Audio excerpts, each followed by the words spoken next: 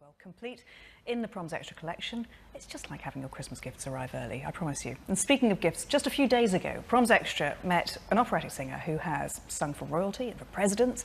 Her voice has been described as opulent and rich, but quite frankly, that doesn't do her justice at all, because she is quite simply a living legend. Jessye Norman has worked with all of the classical greats, including Mark Elder and Imogen Cooper. And she was in London to promote her autobiography, and she dropped by the Royal Albert Hall to talk to us about her love of the proms and to explain what it really means to be a diva.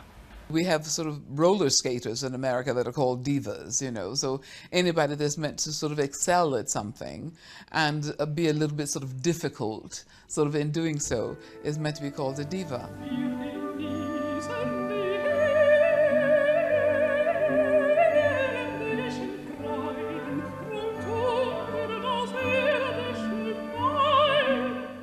And then if someone wants to say that a person is a diva because they show up at rehearsals prepared, or on time for rehearsals, or is really interested in a rehearsal rather than a run-through, if that is meant to be diva behavior, guilty.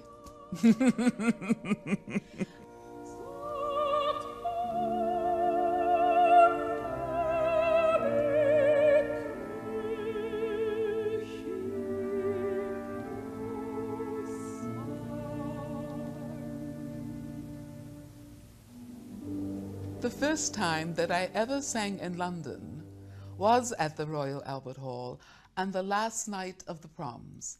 I had no idea, of course, of the last night of the Proms. I didn't know that it was so special and that it was very different from the way that concerts normally happen in London.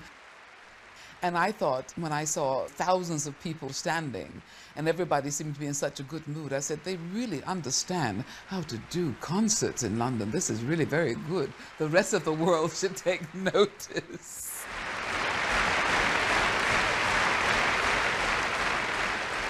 It is an amazing space. The mad promenaders.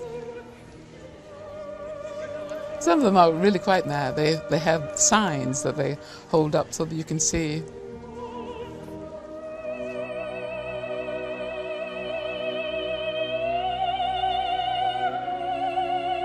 I'm interested in many different things, and certainly within the classical canon, many different composers. And so the music of Stravinsky is just as interesting and is beloved by me as the music of Mozart. I love the music of Duke Ellington. I love the music of George Gershwin. And for me, these are all wonderful composers, and so therefore I choose to sing them. But I love to be able to see the audience and their reaction and the joy that they show in being there. I have very often the feeling within a performance that I sometimes would like to stop and say, do you realize, audience, how much fun I'm having here? There have been many occasions when I've wanted to say, this is just great, let's just do that again.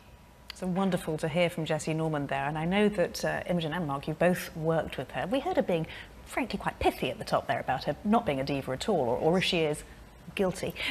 What was she like to work with? I found her lovely. She knew very clearly what she wanted. We were performing some Strauss songs at the Wigmore Hall in the context of a memorial concert for her beloved pianist Geoffrey Parsons. I felt most privileged to be taking part. She was very courteous, very warm. She knew exactly what she wanted, and I was trying to comply as best as I could. She didn't always keep to it exactly in the concert, but that's entirely her prerogative. I remember I hit a chord on a little bit before a high note of hers and just wanted to sink into the ground, but she was so gracious about it after. And she's just so charismatic to be near this incredibly warm presence and this glorious, glorious voice. So it's not something I shall forget, I have to say. So Mark, what was your experience? Daunting. It was some years ago. We did two different things together. One at a memorial service, actually, in Westminster Abbey. We sang together the Dido's Lament from Purcell's Dido. And it's a pity, isn't it, that the word diva has become so pejorative, that we all use it in assuming that it's somebody who behaves badly, because it means a goddess. And in that sound, one gets nearer a goddess than with most people. There is something extraordinary, something that I imagine for her it must be so difficult to always know the way the phrase is going to come out. And I found in the performances I had to be very, as Imogen is implying, ready for anything. Not that it was in any way willful. With some divas it can be. But with Jessye, one felt it was inspiration. One felt that she was the conduit through which this incredible sound was rolling out. Remarkable. And Eric, as a completely unbiased American, what is it about that wonderful voice that makes her stand out as a singer? Well, to me, that's the quintessential American voice. It's free and bold and confident and warm, and it's funny her being a diva. Certainly I don't think being a diva, as Mark was saying, in the pejorative, is justifiable, but I absolutely think it's understandable. Because for singers, they've got an experience like no one else has to deal with. Their voice, their body is their instrument, and they have to stand up there, sometimes 70, 80, 90 other people on stage that they're competing against. And the target is on them. And I think you're surrounded by either sycophants or horrendous critics. And I don't know that it's armor necessarily, but in order to make your way through that world with grace, I think you probably develop pretty tough fists. Let's turn from an